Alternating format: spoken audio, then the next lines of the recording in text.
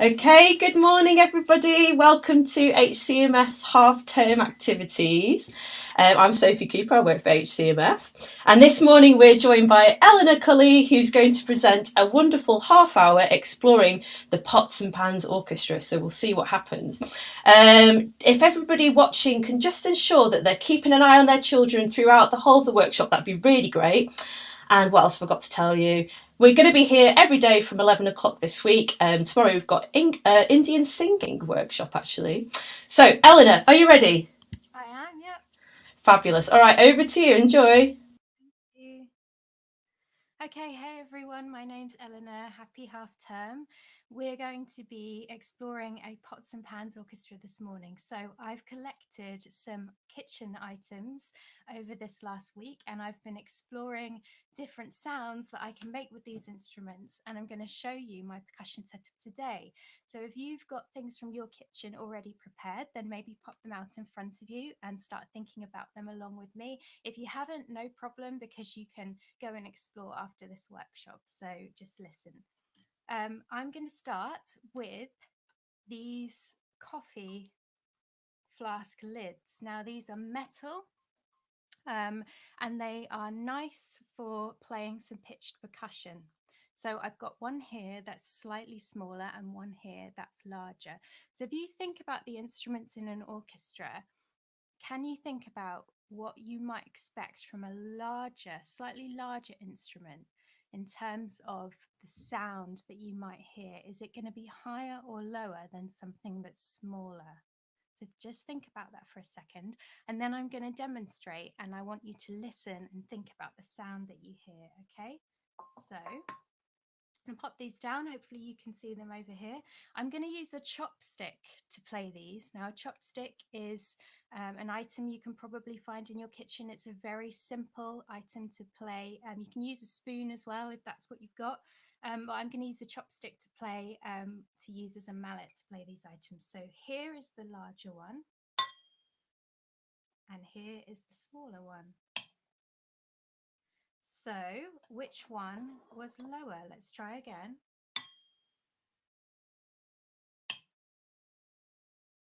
The lower pitch was this larger object here, the larger coffee pot lid. If you think about a cello, it will be playing much lower textures in an orchestra than, let's say, a violin or a viola, which is a smaller instrument. Now I've also got this metallic object that I think is from a tea strainer set. Now this is pure metal, so it's going to sound much more splashy compared to these, which are coated in plastic in the inside, so that creates more of a muted sound. So let's hear this one now in comparison. And straight away there we get a lovely bell-like resonance. Can you find something from your kitchen that has that more splashy quality as well, that you can use as like a little mini cymbal? I'm going to place this on top of an egg cup, which I find to be a really useful little stand for this. And now I've got a set of 3. So I'm going to play a really simple pattern now, just 1, 2, 3, nothing complicated. You can join in at home if you've got something to play, and if not, you can listen closely and think about the different notes that you can hear from these 3, okay?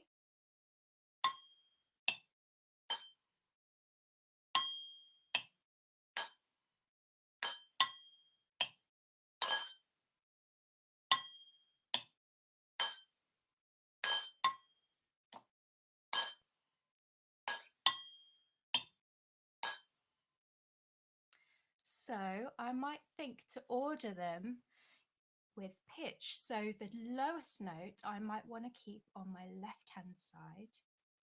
The medium note I might want to put in the middle, and then the highest note I can hear I might want to put to the right-hand side. A bit like a piano, you've got the lower notes at the bottom, and then you've got the higher notes at the top. So that's how I prefer to order my instruments, so I can really know what I'm playing when I come to play it. So here we go. So that's just about right. So I'm going to have them like this. And earlier I was setting up my coffee cups on this microphone stand that I've got here. I was ordering these as well with pitch. So I've got my lowest pitch at the bottom, and this is an enamel cup. This one here in the middle, the medium sound, is a china cup, and then this one at the top is miscellaneous. I really don't know what this is made out of, but I worked out that those are the order of the notes. So let me demonstrate these as well with the same chopstick.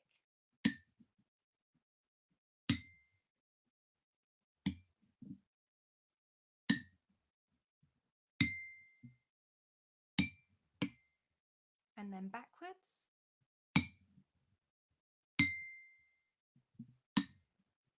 Bit like Three Blind Mice or a nursery rhyme like that.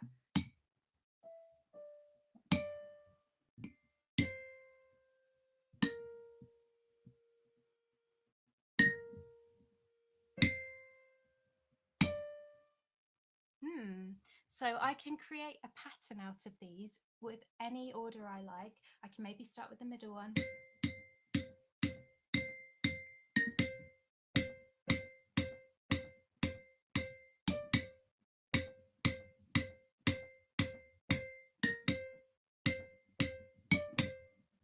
Okay, and then let's see what I've got here. In fact, I'm going to change that chopstick and I'm going to exchange it for a metal straw. Now you might have one of these at home, or a spoon would do, to play metallic objects. It's worth trying. It will create a slightly different sound or a different resonance. So let's work out what we've got here.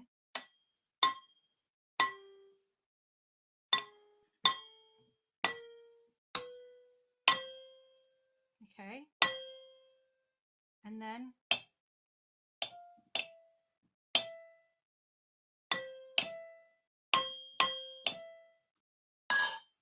oh, that's changed slightly. Need to prop it up properly. Oops.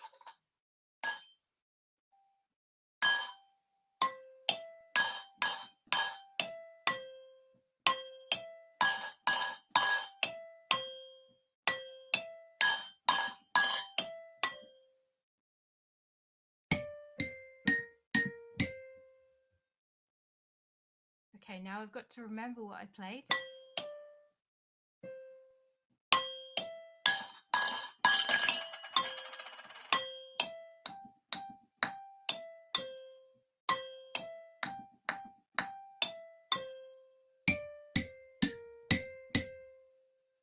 So there we are. We have a lovely melody that I've created out of percussion. So it's both percussive, but it's also like a lovely melody. And if you've got a piano or another instrument at home, you can feel free to play along and find out what notes you've got and imitate them. Or indeed, you could sing them with your voice. We might be doing some of that later on as well. I'm going to move on now to something else. I've got here a grill. Okay, and this is what I used to make toast usually. So I'm going to be playing this with, I'm going to use this metallic straw actually because it's metal. I think this will sound really nice. So I'm going to just play the top part of this, and I want you to listen to the sustain, so to the sound. Hopefully the internet will be kind and will let you hear the amazing sound that you can hear if you really listen closely. If it does cut off, don't worry, because you can maybe try this at home and hear it yourself. So here's a little bit, and then I'm going to play a little bit longer, and all the way to the end.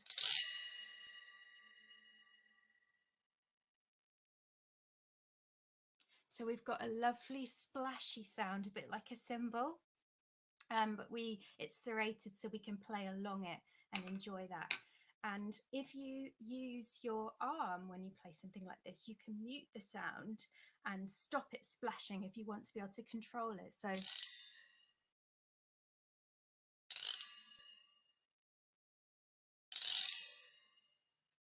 and if you move it around, you can hear it slightly change. You might have to try this bit at home.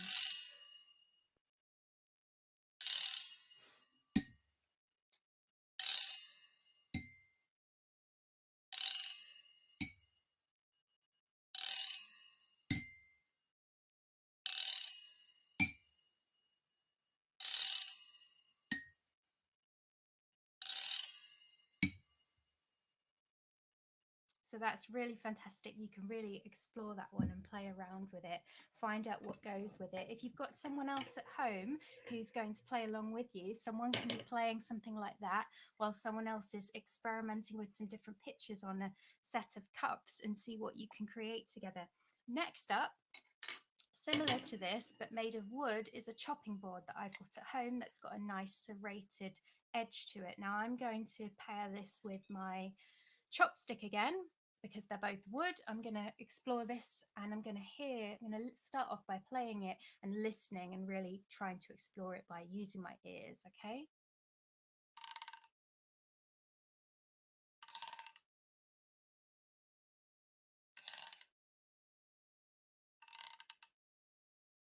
Change it around so that the thicker end is going to attack it now.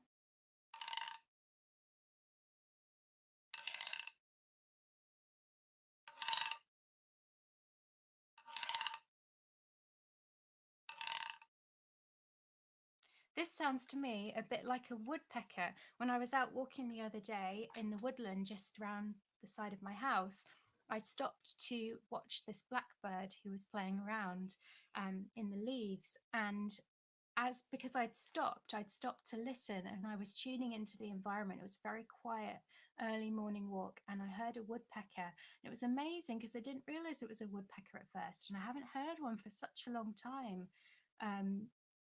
And it sounded a little bit like this.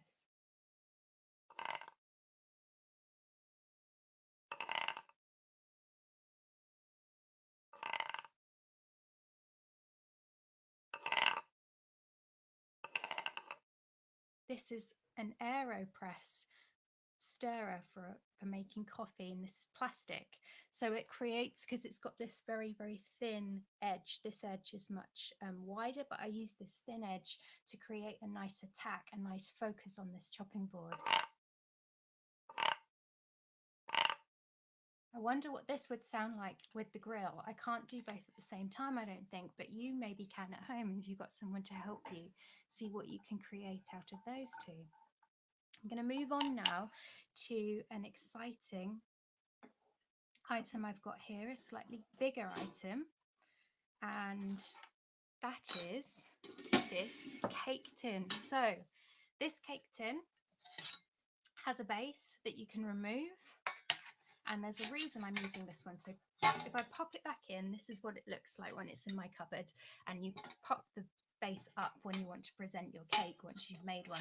But I'm going to take the base out, and I'm going to actually put it on top of the tin.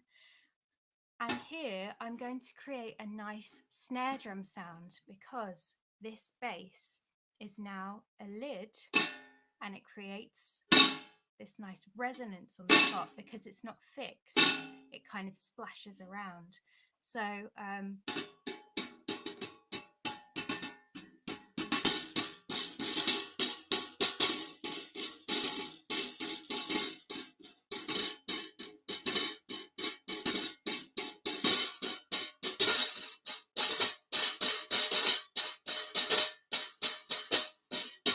turn it around as well. And because it's on a table, the sound is being stopped a little bit by the surface underneath. So I'm going to move it slightly off the table, so it's about a third off the table. You've got to be careful it doesn't fall. It'll make a loud crash, which might be what you want.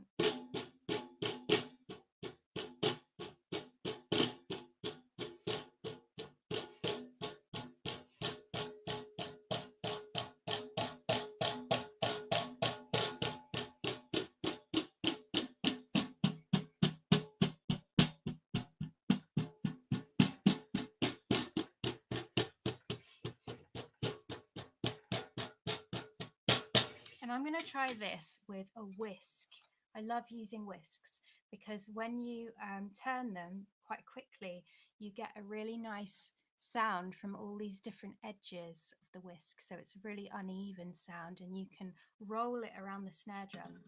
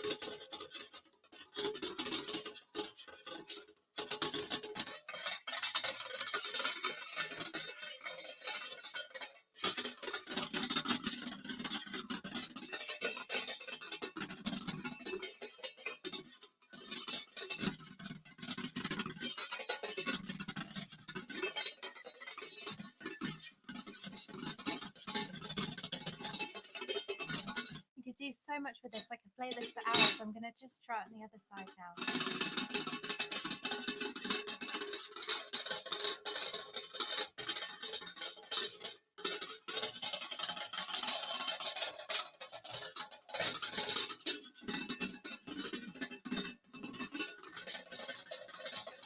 There's also this plastic one which will create a slightly different sound.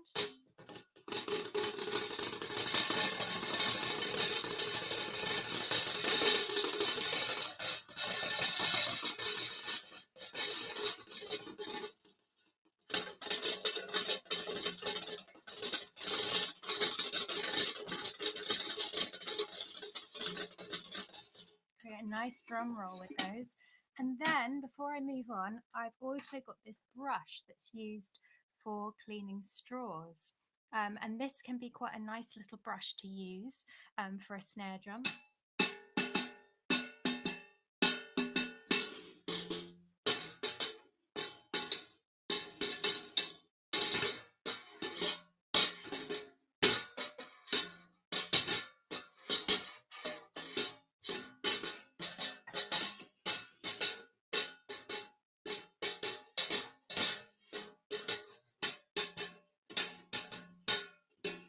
If you want to create a nice brush pattern with it. Now I'm going to just show you this as well. So this is a washing up brush.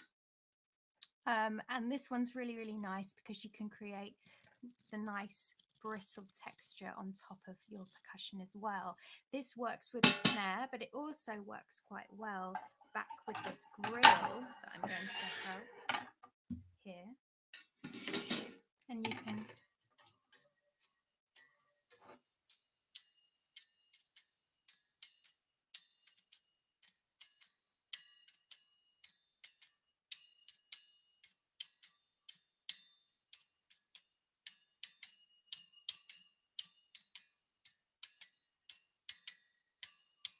it resonates because you're holding it and then you're hitting it with the brush and it doesn't stop it.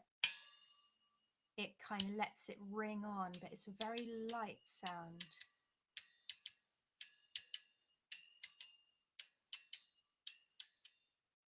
So those are worth exploring as well. There's already so much we've got and so much we could do. Now I'm going to move on to some jam jar lids. Now these are lids that have a button, so you can pop these and really listen to that noise that you get.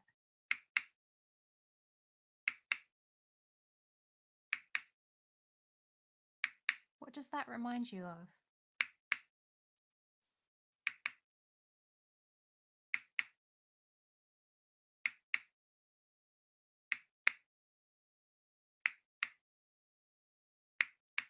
Have a think. If you've got any lids at home you could join in with.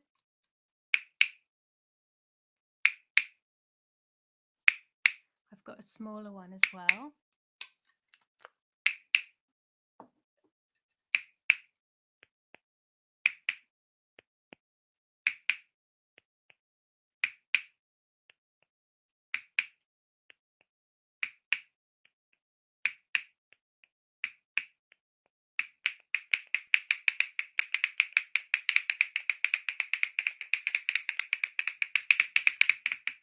They remind me of castanet instruments.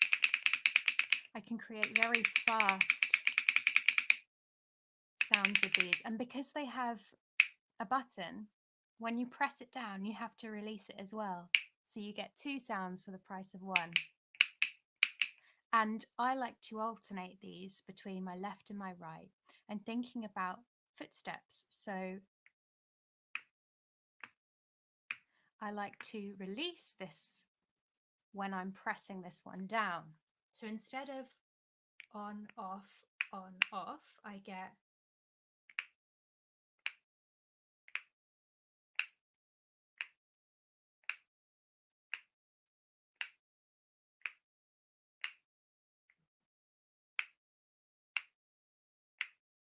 sound of walking And this is really good if you're into recording sounds and you want to make little recordings of sound effects and then play them back.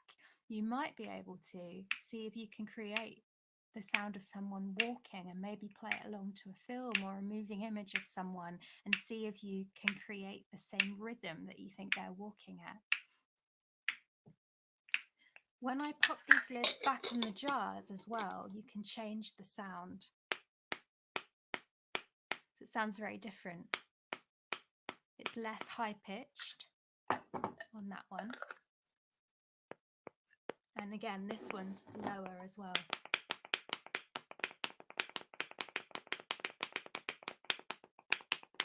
I've used these lids in pieces that I've made where I've got 50 different people that needed an instrument for one project, and I gave them all one of these each, and no one sounded the same. They were all from different jars, and each person had their own unique pitch and their own unique volume as well, and it created this amazing sea of sounds with 50 people playing these all together. It was fantastic. So that's worth trying at home. It's a very, very simple and easy instrument to find. Okay, now finally I'm going to explore these glass flutes. I've got another one here. So this is a nice glass, and if I blow over the top, I can create the sound of a flute. Okay.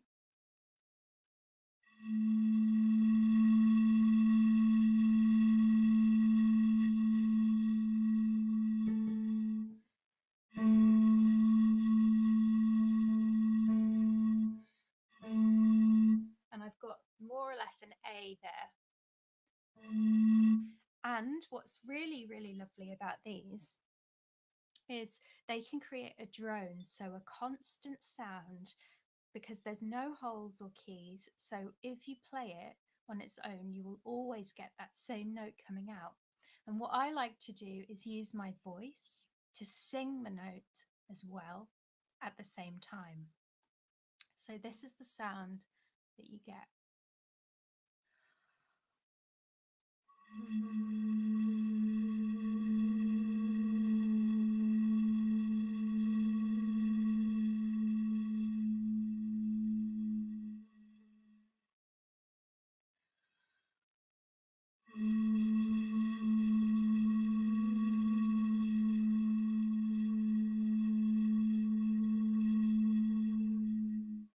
And you might be able to hear there some beating sounds because my voice can't match this pitch exactly. I can try my best, but I'll never be exactly the same as this sound. So if my voice is slightly higher,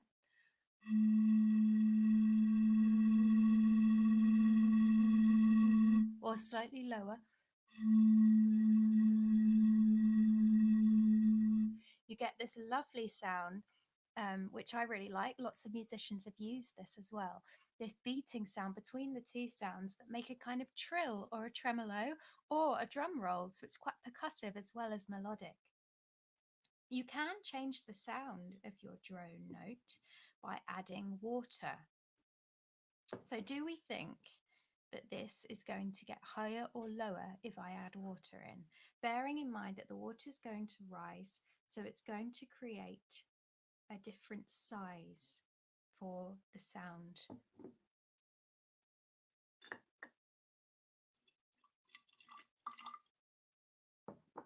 So we had an A, and now we've got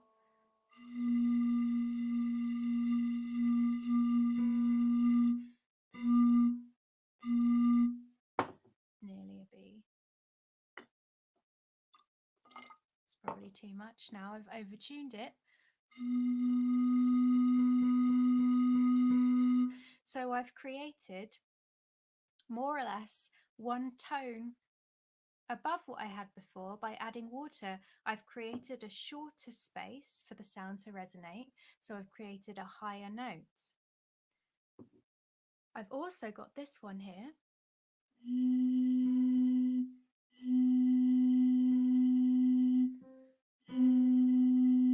which is halfway between a B and a C, so let's call it a B, which is similar to what I've tuned this bottle 2. So they're very similar now. I could tune this one up slightly.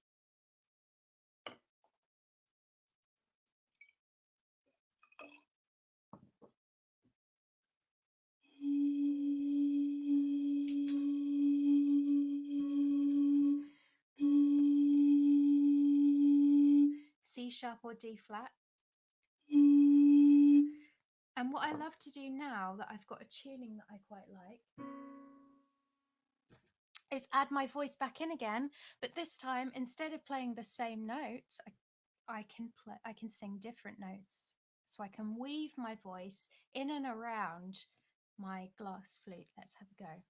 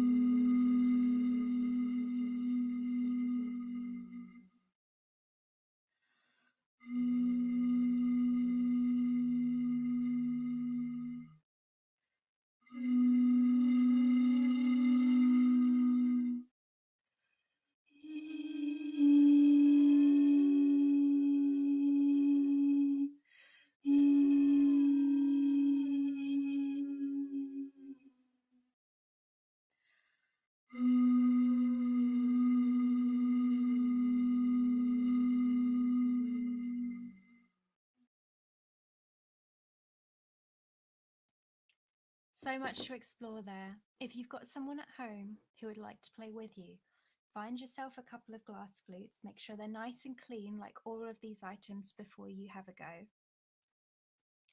And see if you can tune them with water if you want to. If you don't want to, you can use them as they are, as they came. And try and sing at the same time. It's quite difficult to start with, but once you get the hang of it, you'll be able to control your voice and the way that you're playing the glass, your embouchure.